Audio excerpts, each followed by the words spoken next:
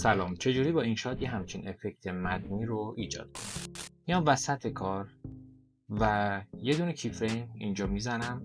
حالا میام ابتدا و انتهای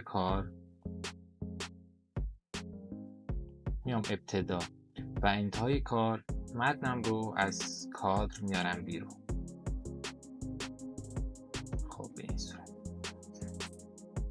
خب ببینید خیلی خشک و بیروحه. برای اینکه قشنگترش کنیم بین این دو کیفریم اول و دوم قرار میگیریم، ایز رو میزنیم و این ایز رو بهش میدیم تایید و میام بین دو کیفریم دوم دوباره از قسمت ایز و این ایز رو بهش میدم تایید. و حالا اگه خواستید متنتون کمتر بیاد بالا که روی کیفریم قرار بگیرید، بیارید متنتون رو روی جای دلخواهش. خب میتونید ازش کپی بگیرید هر تعدادی که خواستید و اونا رو بیارید یه مقدار روی هم قرارشون بدید و متنشون رو تغییر بدید.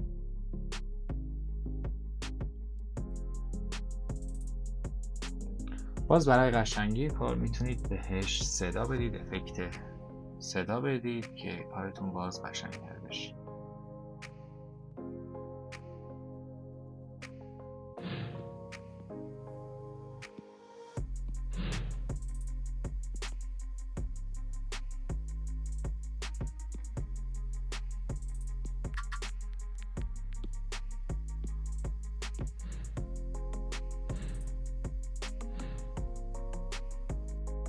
خب امیدوارم خوشتون اومده باشه. برای حرفه‌ای شدن میتونید تخت سبز رو دنبال کنید.